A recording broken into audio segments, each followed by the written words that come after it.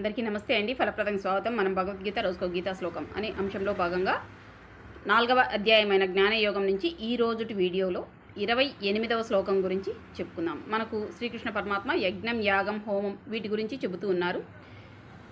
మనం చిత్తశుద్ధితో చేసే అన్ని రకాల పనులను యజ్ఞం, యాగం, హోమంగా చెబుతున్నారు. అందులో ఇప్పటివరకు కొన్ని రకాల యజ్ఞాలు, హోమాలు అంటే మనం చేసే పనుల్లో ఎటువంటి మనస్థితి, పరిస్థితి యజ్ఞం, హోమంగా మారే అవకాశం ఉంది అని కొన్ని విషయాల గురించి చెప్పారు. ఇంకా ఈరోజు 28వ శ్లోకంలో ఏ ఏ రకాల పనులు యజ్ఞం, హోమంగా మారడానికి అవకాశం ఉంది అని తెలుసుకునే ప్రయత్నం చేద్దాం. ద్రవ్యయజ్ఞాస్తపోయజ్ఞ యోగయజ్ఞాస్తథాపరే స్వాధ్యాయ జ్ఞానయజ్ఞాశ్చ యతయ సంసితవ్రతాః. శ్లోకం మళ్ళీ ఒకసారి చెప్పుకుందాం. ద్రవ్యయజ్ఞాస్తపోయజ్ఞ యోగయజ్ఞాస్తథాపరే స్వాధ్యాయ జ్ఞానయజ్ఞాశ్చ యతయ సంసితవ్రతాః.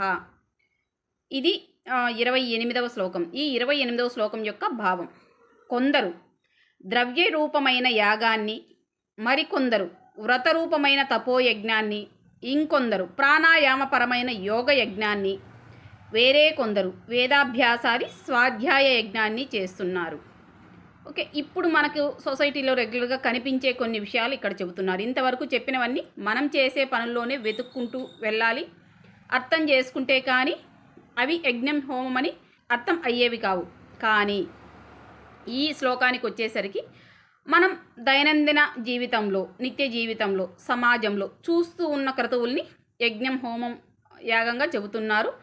అవి ఏ ఏ విధానాలు అంటే ఏ ఏ పనులని మనం చూసుకోవాల్సి వస్తే, కొందరు ద్రవ్య రూపమైన యాగాన్ని అన్నారు. అంటే ఇది వచ్చి మనం ఇళ్లలో ఏదైనా విశేషాల సమయంలో నిర్వహించే యజ్ఞం, యాగం, హోమం. ద్రవ్య రూపమైన అంటే అవసరమైన పూజా సామాగ్రి అన్నీ తెచ్చుకొని పురోహితుల ద్వారా మన ఇళ్లలో కానీ, ఆలయాల్లో కానీ, వ్యాపార సంస్థల్లో కానీ నిర్వహించే యజ్ఞం, యాగం, హోమం. సో అగ్నిదేవుణ్ణి ఆవాహన చేసి అందులో ఈ పూజా ద్రవ్యాలన్నీ వేసి, సమిధులన్నీ వేసి నిర్వహించే యజ్ఞాన్ని ద్రవ్య రూపమైన యాగంగా చెబుతున్నారు. మరికొందరు వ్రతరూపమైన తపోయజ్ఞాన్ని. వ్రతరూపమైన తపోయజ్ఞం అంటే మనం ఒక నియమం పెట్టుకొని వ్రతములను నిర్వహించడాన్ని వ్రతరూపమైన తపోయజ్ఞం అని చెబుతున్నారు. విధానం ఏంటి అంటే, కొంతమంది ప్రతి ఏకాదశికి ఉపవాసం ఉంటారు, వారి శౌచాన్ని, సౌకర్యాన్ని అనుసరించి. ఇంకొంతమంది ఈ సంవత్సరానికి 1-2 సార్లు వచ్చే వ్రతములన్నీ నిర్వహిస్తూ ఉంటారు. లేదా అదొక కార్యక్రమంగా ప్లాన్ చేసుకొని కొన్ని వ్రతాలు ప్రతి సంవత్సరం నిర్వహిస్తూ వస్తారు. మనకు బాగా ప్రాచుర్యం పొందిన వ్రతాలు ఏవి? సత్యనారాయణ స్వామి వ్రతం కావచ్చు, వరలక్ష్మి వ్రతం కావచ్చు, విశేష ప్రాచుర్యం పొందింది. సంకష్టహర చతుర్థి వ్రతమని, ఏకాదశి వ్రతమని, కేదార గౌరీ వ్రతమని ఇలా వేదాంగాల్లో చెప్పబడ్డాయి. ఇలా వేదాంగాల్లో చెప్పబడిన వ్రతముల్ని ప్రతి సంవత్సరం కొన్ని వ్రతముల్ని గృహంలో లేదా వీళ్ళు ఉన్న చోట నిర్వహించుకునే విధంగా ప్లాన్ చేసుకొని నిర్వహిస్తూ ఉంటారు. వ్రతం అంటే ఏం ఊరికే అయిపోదు కదా, దానికి కావాల్సిన అవసరాలన్నీ చూసి ఆ వ్రతం నిర్వహించి ఒక 10 మందికి అన్నదానం చేసి ఏదైతే విధి విధానం చెప్పారో అదే విధి విధానంలో ఈ వ్రతం నిర్వహించి భగవంతుడు అనుగ్రహానికి పాత్రులవుతారు. ఇలా వ్రతములు నిర్వహించే వాళ్ళు కూడా తపోయజ్ఞాన్ని అన్నారు. ఏంటంటే వ్రత కల్పం, ఆ క్రతువు పూర్తయ్యేంత వరకు వీళ్ళు ప్రతిక్షణం దైవాన్ని స్మరణ చేస్తూ, ఆ దైవం ఆ క్రతువు కోసం కావాల్సిన ఏర్పాట్లన్నీ చేస్తూ ఉంటారు. కాబట్టి అంత సమయం భగవంతుడి కోసమే వీళ్ళు తమ మనసును, దృష్టిని అంతా పెట్టుంటారు. కాబట్టి ఆ దృష్టిని పెట్టే సమయాన్ని, మనసు కేంద్రీకరించే సమయాన్ని తపస్సు చేసిన సమయంగా తీసుకొని తపోయజ్ఞాన్ని అన్నారు. పురాణాల్లో ఎక్కువగా వీటి గురించి వివరణ ఉంటుంది. ఒక్కొక్క వ్రతం చేస్తే ఒక్కొక్క దేవత అనుగ్రహం ఉంటుందని, ఆ వ్రత విధానాన్ని ఎలా చేయాలని అదే పురాణాల్లోనే మనకు చెబుతూ ఉంటారు. ఇలా నియమించబడిన, వేదాల ద్వారా, పురాణాల ద్వారా చెప్పబడిన, తెలియజేయబడిన వ్రతములను ఎవరైతే అక్కడ చెప్పిన విధంగా నిర్వహించుకుంటూ వస్తారో వీళ్ళు చేసే వ్రతములన్నీ కూడా తపోయజ్ఞంగా తీసుకున్నారు. తపస్సు చేయడంతో సమానంగా, తపస్సు ద్వారా యజ్ఞం చేసిన వాళ్ళతో సమానంగా ఫలితం వస్తుంది అని శ్రీకృష్ణ పరమాత్మ చెబుతున్నారు. ఇంకా తర్వాత ఇంకొందరు ప్రాణాయామపరమైన యోగ యజ్ఞాన్ని. సో ఇక్కడ పూజలు, వ్రతాలు, క్రతువులు ఏమీ లేవు. ప్రాణాయామపరమైన యోగ యజ్ఞం. ప్రాణాయామం అంటే ఇంచుమించు అందరికీ తెలిసిన విషయమే. శ్వాస ద్వారానే భగవంతుణ్ణి దర్శిస్తూ వస్తారు. ప్రాణాయామం అంటే ఇంచుడు సమాజంలో ఇప్పుడు చెబుతున్న దాంట్లో ధ్యానం లేదా మెడిటేషన్ అని మనం చెప్పుకోవచ్చు.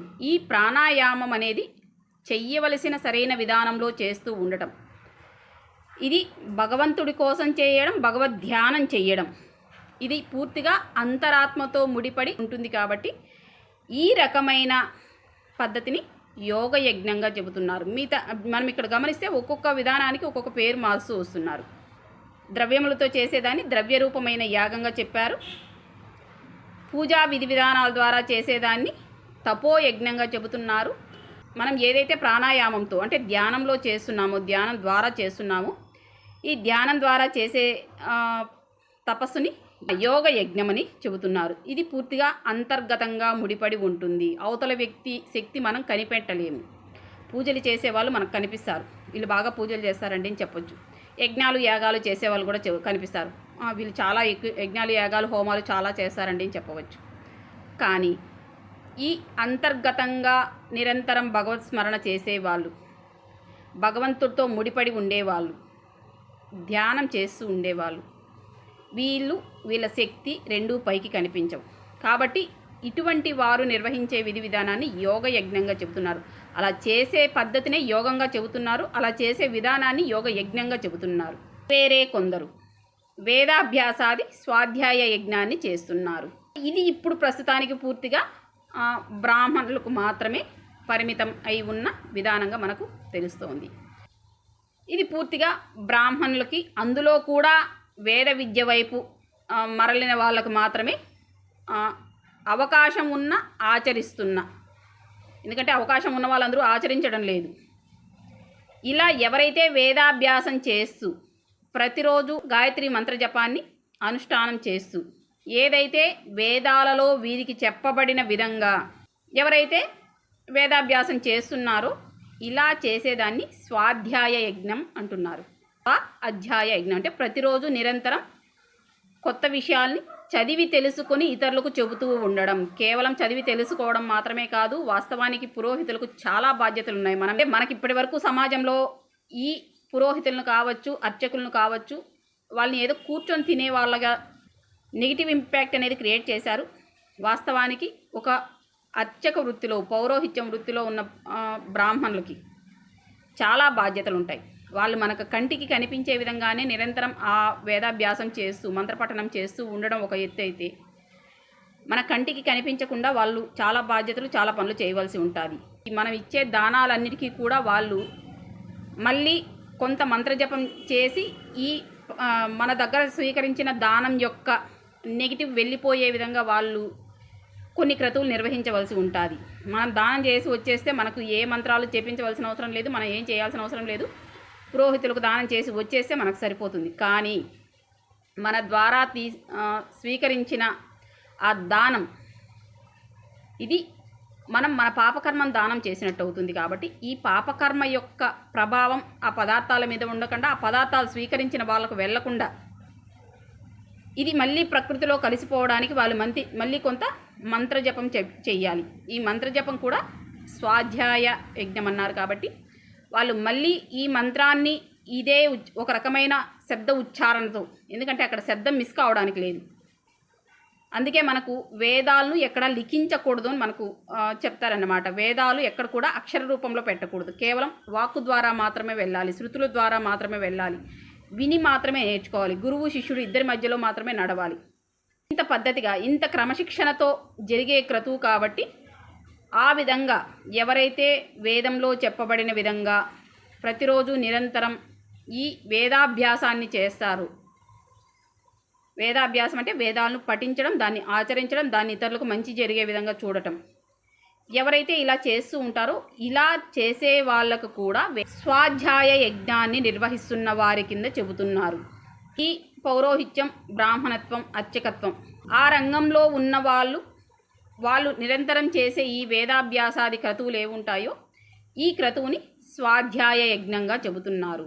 ప్రతి ఒక్కరు చేసే పనుల్ని యజ్ఞం, యాగం, హోమంగా మనం అర్థం చేసుకోవచ్చు అని శ్రీకృష్ణ పరమాత్మ చెబుతున్నారు. కాబట్టి మనం కేవలం ఒక రూపంలో ఒక విధానంలో చేసేది మాత్రమే పూజలని కానీ యజ్ఞాలని కానీ హోమాలని కానీ ఇతరులు చేసే విధానాన్ని మాత్రమే మనం అనుసరించాలని కానీ వాళ్ళు చేసిన విధంగా చేస్తేనే మనకు ఫలితం ఉంటుందని అనుకోవడం కానీ అవసరం లేదు. ప్రతి ఒక్కరికి ఒక బలం ఉంటుంది, ప్రతి ఒక్కరికి ఒక బలహీనత ఉంటుంది.